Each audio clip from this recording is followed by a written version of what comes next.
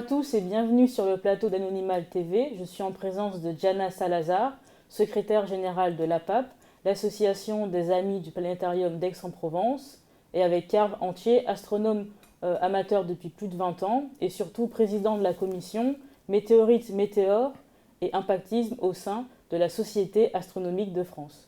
Donc merci Diana et merci Karl d'avoir accepté l'invitation.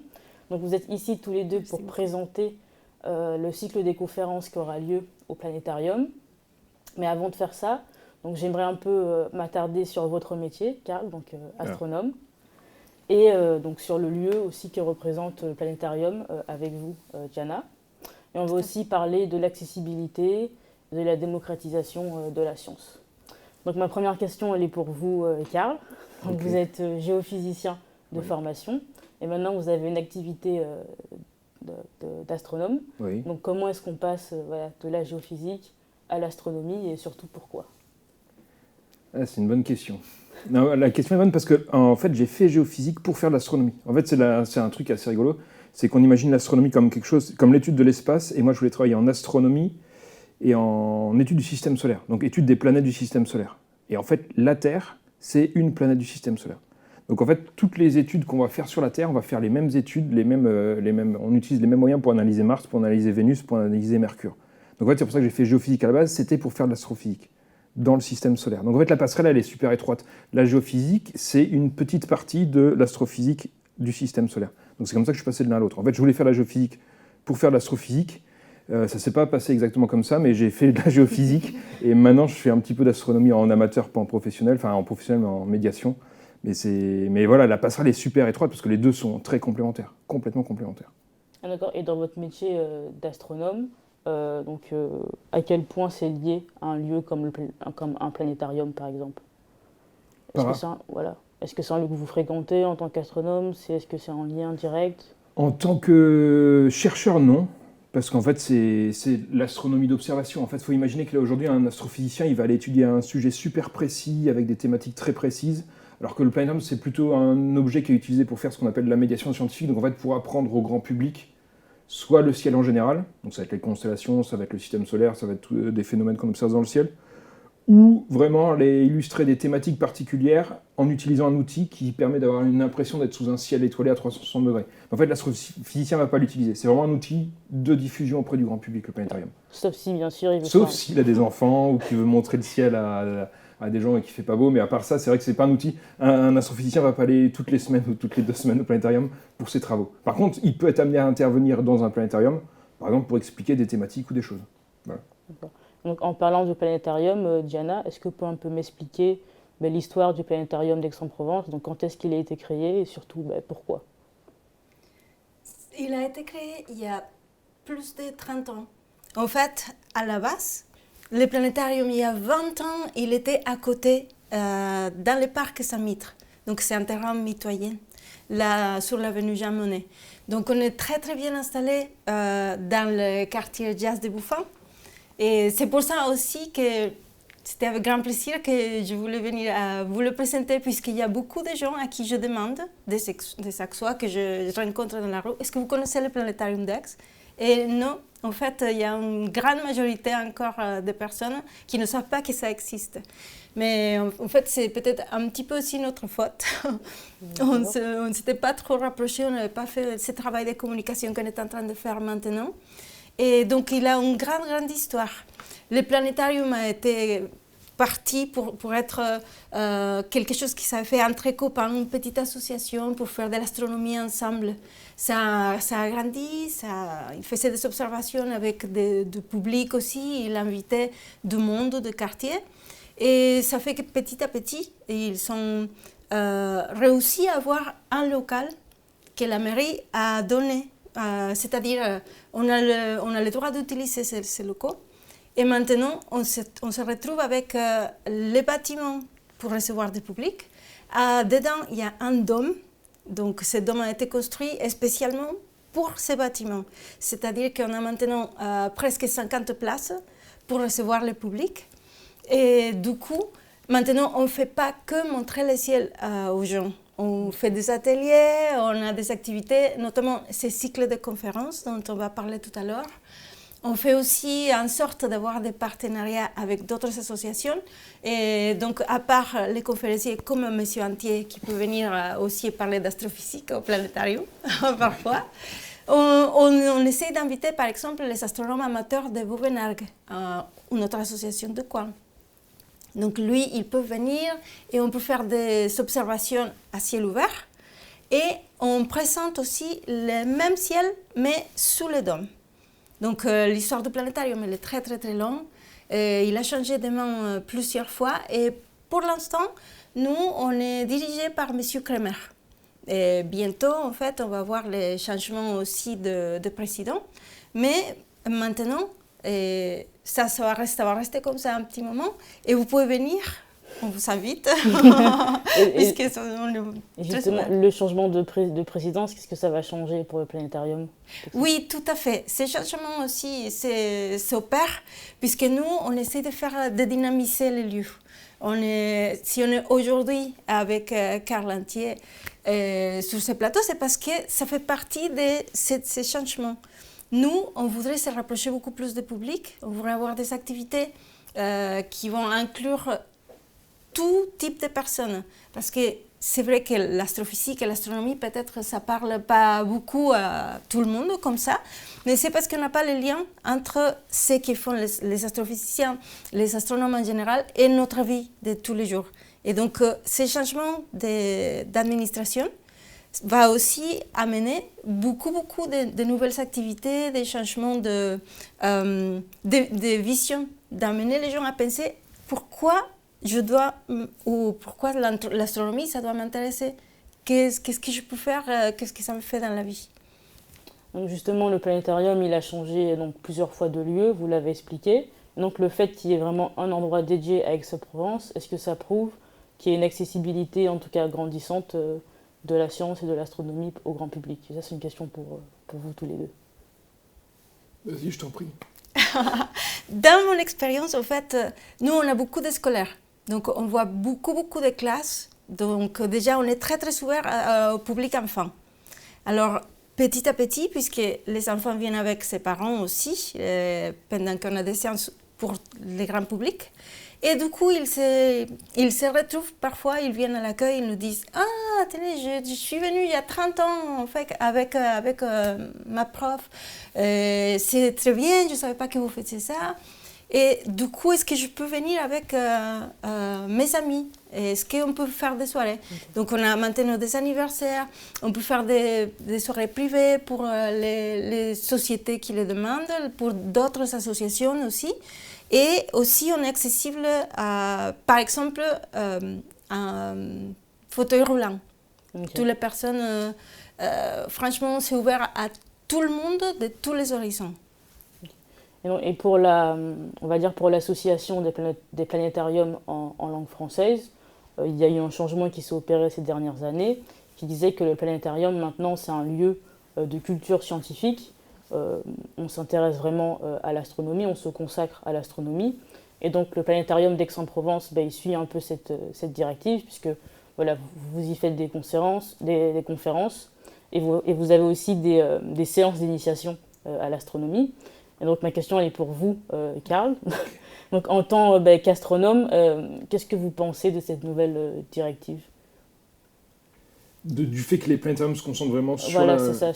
C'est en fait une super idée parce que, comme disait Yana, en fait, il y a beaucoup de monde qui est intéressé par l'astronomie. En fait, l'astronomie, c'est un domaine qui est génial, c'est que ça va intéresser les tout petits.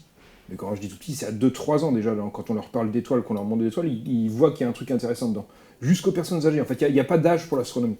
Par rapport à d'autres domaines, je ne vais pas dire que la biologie, c'est moins le cas, mais la biologie, ça, si on n'a pas un minimum... Enfin, l'astronomie, c'est hyper accessible. C'est pas tactile, mais c'est quelque chose qui est accessible avec les yeux, que ce soit en poésie ou en n'importe quoi. Donc ça intéresse tout le monde. Et l'avantage d'un élément comme le planétarium pour faire des activités, c'est que aujourd'hui, le problème qu'ont les gens, enfin c'est un avantage, c'est un problème, c'est qu'ils ont accès à toute l'info grâce à Internet. Et en fait, faire le tri entre ce qui est de la bonne info et de la mauvaise info, c'est super compliqué tout seul. L'avantage d'un planétarium avec des gens qui sont spécialisés là-dedans, c'est qu'eux, ils vont pouvoir dire ça c'est une bonne info. Tu as une question, je vais répondre à ta question. Et de manière scientifique. Nous, notre boulot, c'est d'apporter une réponse scientifique, par rapport à un média internet qui lui va faire ce qu'on appelle de une machine à clics. Hein. Donc en fait, essayer de récupérer le maximum de monde, même si l'article derrière est faux. Ou en fait peut donner plein d'idées qui donnent une impression de faux. L'avantage du planétarium est de dire qu'on se concentre sur l'astronomie, c'est de recentrer les gens sur les véritables infos.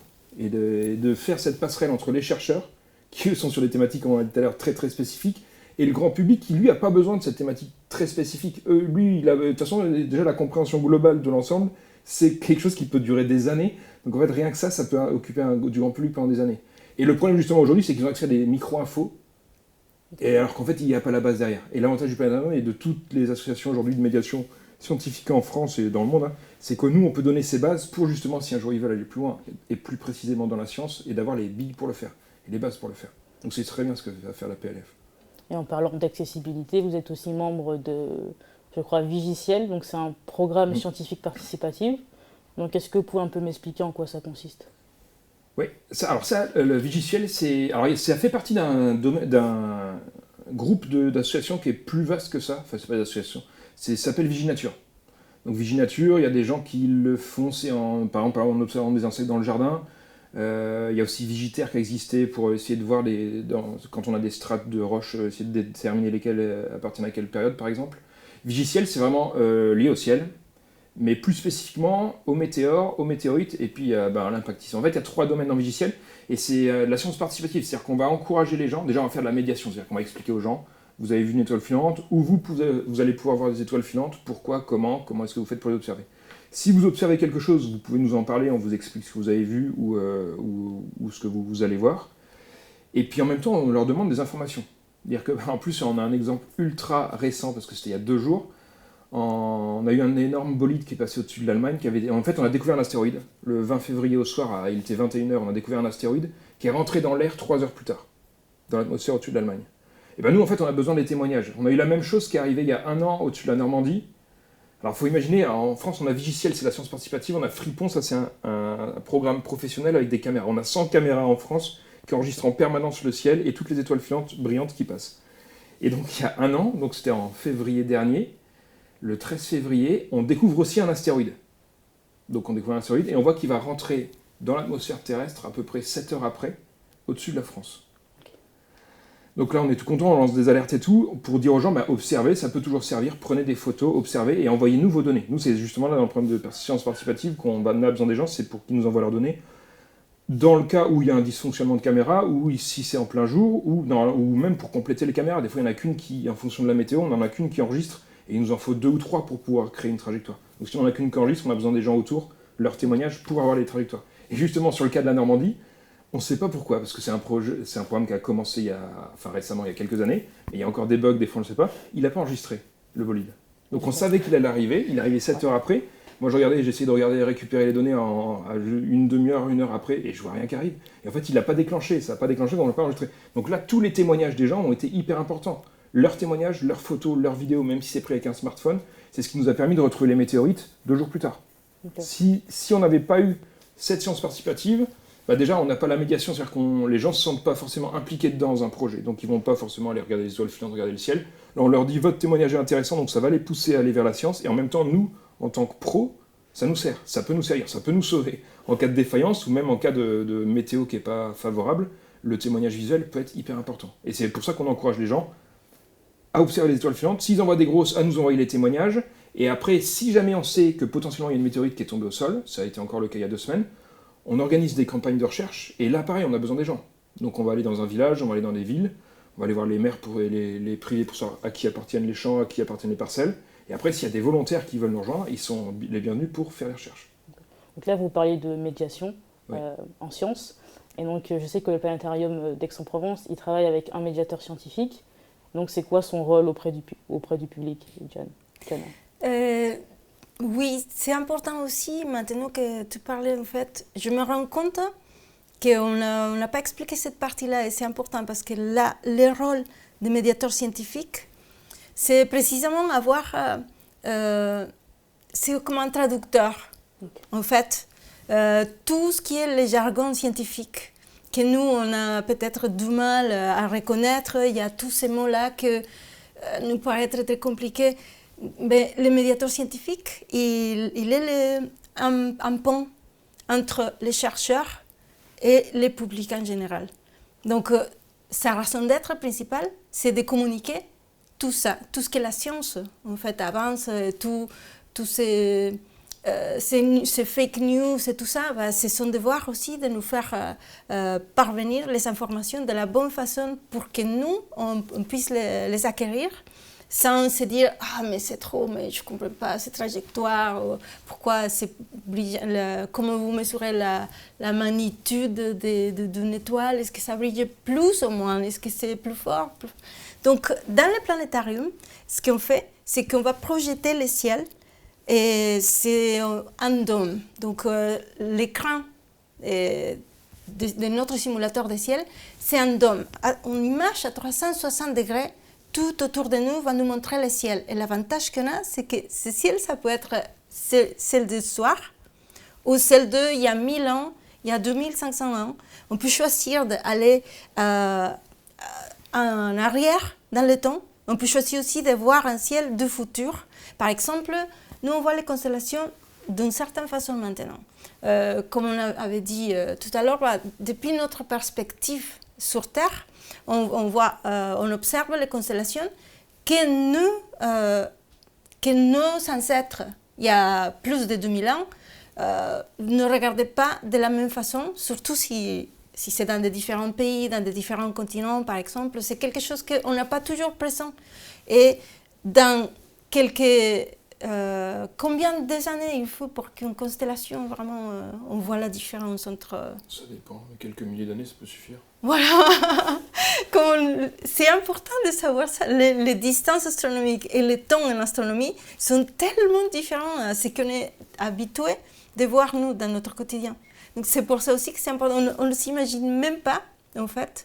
Il y a, par exemple, beaucoup de personnes qui nous demandent aussi pour les signes astrologiques, pour les choses qui n'ont pas vraiment à voir avec la science qu'est l'astronomie, et qui se trouvent en fait en face de quelque chose qu'ils ne comprennent pas pourquoi, si on a le même ciel, et si on utilise à la base aussi les mêmes constellations du zodiaque par exemple, c'est là en fait que nous on va agir, à le dire, à leur expliquer où est la différence. Est-ce que l'astronomie agit par exemple sur... Nous, on a le téléphone, on a le GPS. Et c'est parce que Einstein avait développé des théories qu'après, on a dû étudier, même après sa mort. En fait, il continue à donner encore des choses pour nous, pour investiguer, pour inventer encore plus de choses qui nous sont très, très importantes pour la santé, pour la vie de tous les jours, comme les GPS. La machine, comment on appelle la machine qui nous fait le scan, la machine pour scanner le cerveau, par exemple. IRM, ça s'appelle. Et du coup, nous, on a tellement de choses, en fait, qui nous viennent de l'espace, mais qu'on n'a pas d'idée, en fait. On ne sait pas. Et du coup, je me suis un peu éloignée de la question originale. Excusez-moi. C'était par rapport à la médiation scientifique et le rôle du médiateur. Non, on est toujours dans la question. Okay, parfait. Et donc, à propos justement des activités du planétarium, vous avez aussi des conférences. Tout à fait. Est-ce que vous pouvez un peu m'expliquer un peu les séances qui sont proposées et à quel public ça s'adresse? Oui, ok. Donc, c'est une longue tradition. Le planétarium a commencé avec ses conférences de jeudi il y a plus de 20-25 ans. Et nous, on en a tous les sujets que vous pouvez imaginer dans l'astronomie. On parle du système solaire, on parle des galaxies, on parle de l'univers entier. Ensuite, on a aussi les phénomènes du jour, les éphémérides du ciel, ce qui se passe tout le temps, par exemple les pluies de météorites. Nous, on a aussi, par exemple, des conditions particulières. Par exemple, en équinoxe, solstice, il y a aussi l'astronomie culturelle. Donc, nous, on peut y avoir la mythologie de toutes les constellations du ciel. Donc, vous voyez, c'est vraiment très, très, très large. la variété des choses qu'on peut traiter dans les planétariums et à côté de ça, dans une conférence en lien avec l'astronomie. Et tout le monde est invité. Nous, on fait des conférences qui sont gratuites, ouvertes à tout le monde. Pour l'instant, en fait, on a beaucoup de choses qui sont surtout pour les 14, à partir de 14 ans jusqu'à 99. Et du coup, ouais, si vous avez 100 ans, vous ne pouvez pas venir, désolée. et voilà, donc c'est vraiment... Parfois aussi, on a des sujets que même les enfants seront intéressés de venir pour apprendre. Et vous, Karl, vous allez animer des conférences au planétarium. Et donc, est-ce que ça vous stimule, cette rencontre avec le public? Ouais, oui. Si, après, ce qui est génial avec le public, c'est que... En fait, alors déjà, on a des questions auxquelles on ne s'attend pas. Et en même temps, ça nous pousse à en fait, je ne sais plus qui disait ça, que ceux qui se conçoivent bien s'expriment clairement. Et honnêtement, un sujet qu'on ne maîtrise pas, c'est très vite visible, parce qu'on va aller dans les détails, alors que quelque chose qui est quand même relativement bien compris, on va pouvoir l'expliquer aux enfants, et même petits, c'est ça qui est assez rigolo, c'est que l'astronomie, comme je disais, déjà visuellement c'est accessible à beaucoup, mais en fait en termes de compréhension, on peut attaquer très petit, et les petits, il y a plein de choses dans l'astronomie qu'ils peuvent comprendre. Et ce qui est génial justement sur la conférence, moi ce que j'aime bien, c'est quand il y a justement plein de publics, des confirmés, et des petits. Quand je dis petits, c'est des enfants, même en dessous de 14, même 6, 10. Parce qu'en fait, les adultes ont peur de poser des questions. Les adultes ont peur déjà de passer pour, entre guillemets, bêtes. Donc avant qu'ils posent une question, il y en a quelques-uns, il va falloir qu'ils fassent un énorme effort pour lever la main et pour poser la question. L'avantage des enfants, c'est qu'eux n'ont pas ce frein. Donc ils vont poser des questions. Et en fait, les questions, elles sont toujours pertinentes. Parce que c'est pas une blague de dire qu'il n'y a pas de questions bêtes. En fait, une question, déjà, si elle est là, c'est-à-dire qu'il y a quelque chose qui n'est pas compris. Et quelque chose qui n'est pas compris, eh ben, ça peut être très pertinent, même si la question paraît bête. Pourquoi la nuit est noire? Alors, quelqu'un peut me poser la question. Je suis sûr qu'on fait une conférence, quelqu'un me pose la question pourquoi la nuit est noire. La moitié de la salle rigole. Mais la question, en fait, elle est absolument pas anodine. Parce que le ciel, on le voit effectivement noir.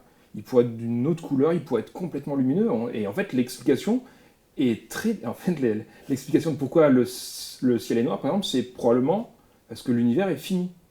Et qu'il n'est pas infini. Ça peut être une explication.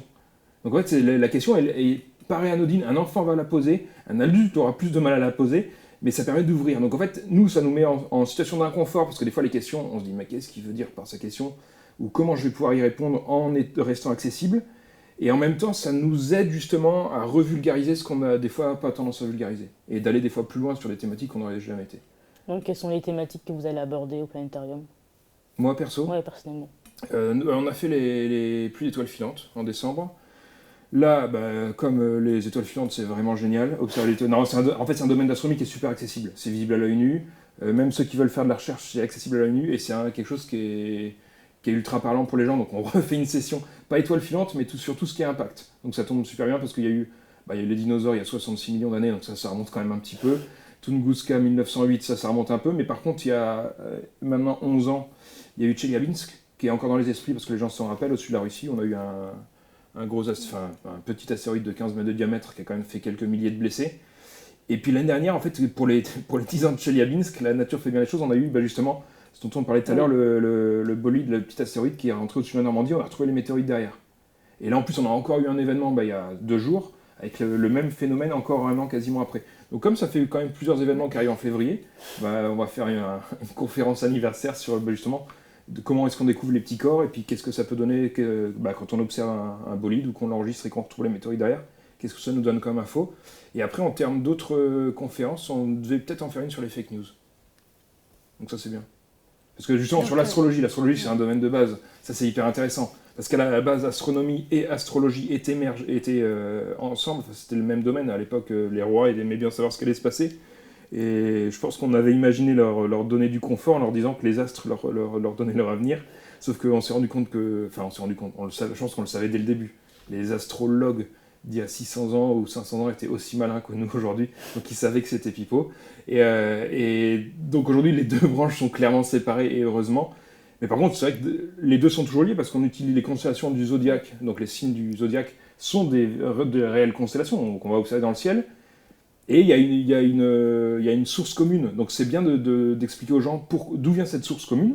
Et pourquoi aujourd'hui elle est plus commune en fait? Pourquoi l'astrologie c'est devenu une science de charlatan et pourquoi l'astrophysique par contre est une vraie science?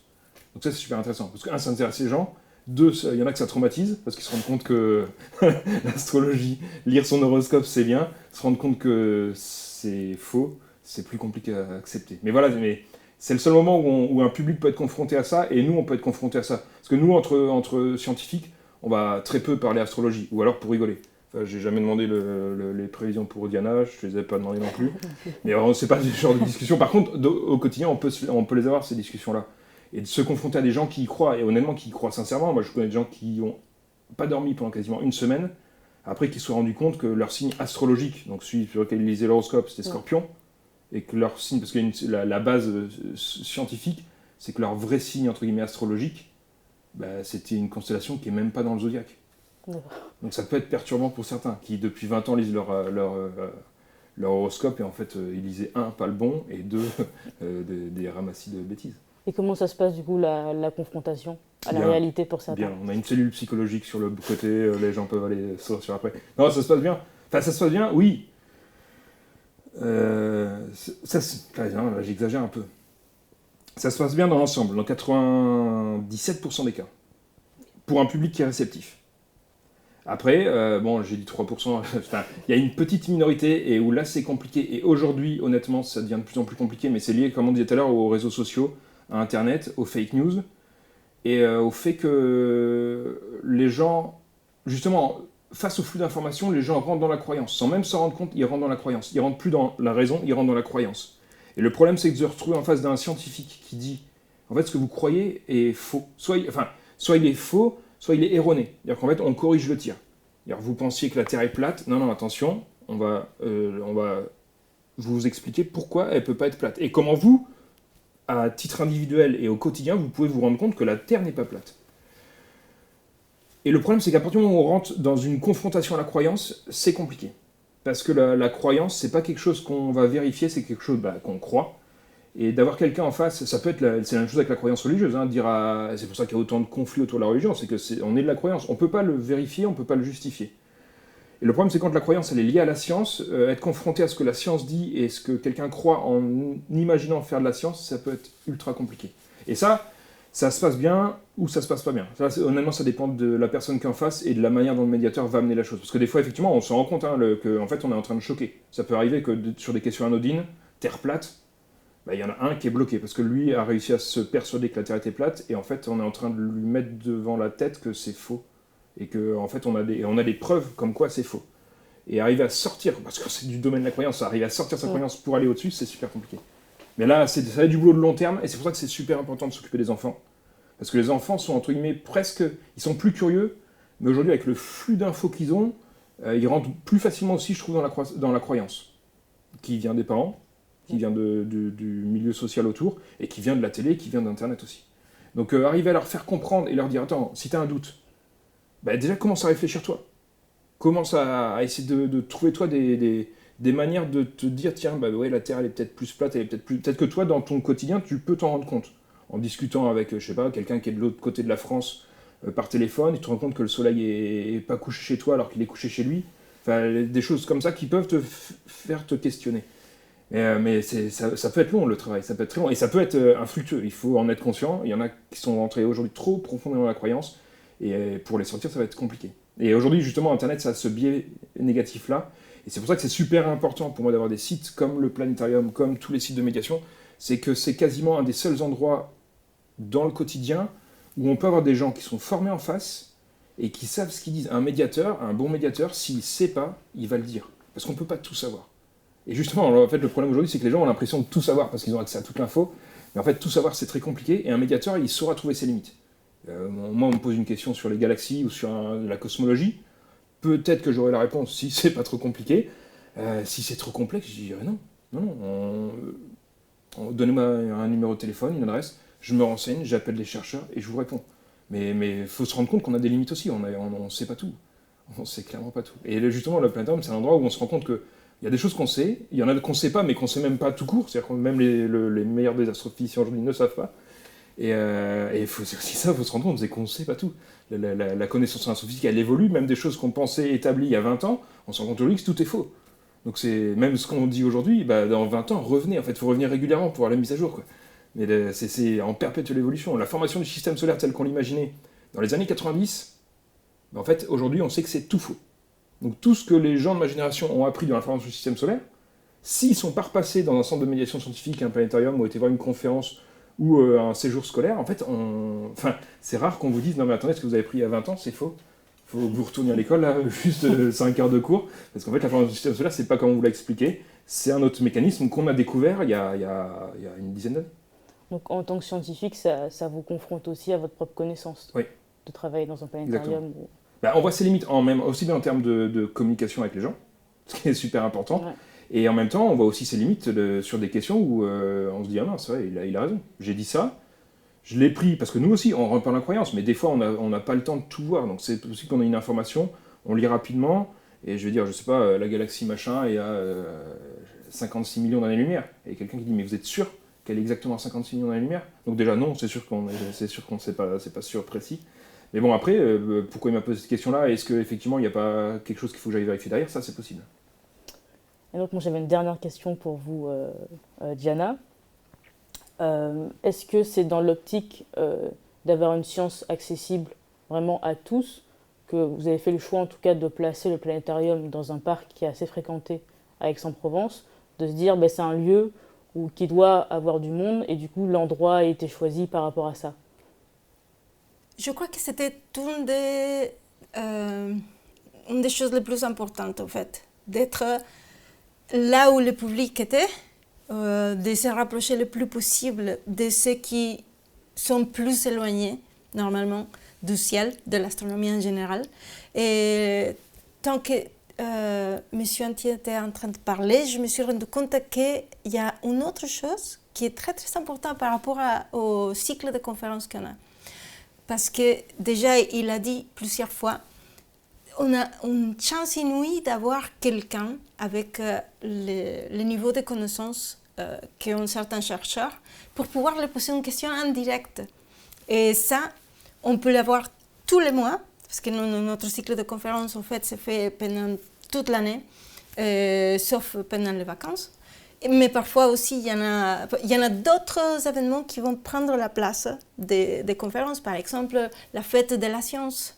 Et il y a d'autres festivals d'astronomie qui se font en Provence, qui sont assez importants aussi pour cette raison, puisqu'on va rapprocher de ces gens-là qui n'ont pas d'autres lieux pour être ensemble. Donc, c'est vrai que les questions des petits vraiment déclenchent beaucoup de choses aussi chez les adultes, parce que déjà, on ne les voit pas du tout de la même façon. On ne se demande pas pourquoi on n'a pas un soleil vert, par exemple. Mais par contre, dans certaines photographies qu'on peut voir sur le site web, dans la télé, partout, on a des couleurs qui ne sont pas forcément les couleurs qu'on voit quand on observe au télescope. Et alors là, les gens, ils sont en train de dire, mais je vois qu'un tout petit point là, est-ce qu'il y a peut-être une petite lumière, mais qu'est-ce que vous êtes en train de me montrer? C'est pas du tout ce que j'ai vu sur le site de la NASA. Là, comme par exemple Peresque, à qui on doit le nom de notre planétarium, lui, il a découvert ce qu'on appelle maintenant une nébuleuse, qui est dans la constellation d'Orion. Et alors, quand on observe ça au télescope, ça ne ressemble pas du tout sur les magazines ou sur les blogs. Il y a tous les faux couleurs qu'il faut expliquer au public aussi. Il faut leur dire, oui, non, vous ne verrez jamais. On a un télescope électronique parce que maintenant, c'est en train aussi de se développer pour qu'on voit ces choses qu'on voit aussi avec les yeux des télescopes qui sont beaucoup plus puissants que les nôtres parce qu'ils voient dans des lumières ou des longueurs que nous, on ne peut pas percevoir avec nos yeux des humains. Donc, je crois que ce choix a été fait, oui, d'être à proximité de notre public, mais aussi, il y a aussi une volonté de ne pas rester dans le planétarium tout le temps. C'est-à-dire que nous, on est aussi capable de faire on propose des des expositions, pardon. Et on propose aussi beaucoup d'activités pour aller vers notre public. Par exemple, il y a les planétariums itinérants. Et ça, c'est une façon aussi d'aller vers ceux qui ne peuvent pas se rapprocher, vers nous, vers les astronomes, vers la science de ce qui tout dit, tout ce qui est dans le ciel. Donc oui, c'était très très important de prendre ça en compte, mais aussi on a plusieurs façons de faire ça. Donc les conférences, c'est une façon de le faire. Inviter tout le monde à venir sur le terrain, aller voir, observer au télescope avec nos partenaires, parce que il y a des activités qu'on peut proposer, des ateliers pour enfants, pour toute la famille aussi. Donc on peut se rendre compte que le ciel est l'héritage qu'on va partager avec toute l'humanité, vraiment. On a tous, si on a de la chance, on a un ciel sur notre tête qui nous permet de voir encore des étoiles. Parce qu'il y en a aussi un souci. Il y a les astronomes qui n'aiment pas trop les satellites Starlink et compagnie, puisque peut-être dans une prochaine occasion, on pourra vous en parler un petit peu plus de tout ça. Mais il y a ce qu'on appelle la pollution lumineuse. Oui. Et ça peut être plusieurs choses, notamment les lampadaires qui sont parfois très très nécessaires, mais aussi qu'on pouvait gérer de façon différente pour qu'ils ne gênent pas les observations astronomiques et que nous, on puisse encore faire profiter et profiter nous-mêmes de cet héritage qui nous reste encore. Parce que la Voie lactée, telle qu'on la voit depuis nos latitudes, ce n'est pas du tout le même spectacle qu'on va voir depuis Chili, par exemple. C'est pour ça qu'on cherche à placer des télescopes dans des sites où les conditions sont beaucoup mieux. Il n'y a pas de turbulences dans l'air, il faut aller chercher l'altitude. Donc oui, tout à fait. C'est important pour ça d'être à proximité du public, pour qu'ils puissent nous poser ces questions, pour que nous, on puisse aussi leur faire voir au-delà de ce que les cieux nous permettent comme ça. Donc, merci à vous d'être venus sur le plateau d'Anonymal TV. Merci. Merci beaucoup. Et merci à vous de nous avoir suivis et à bientôt sur Anonymal TV.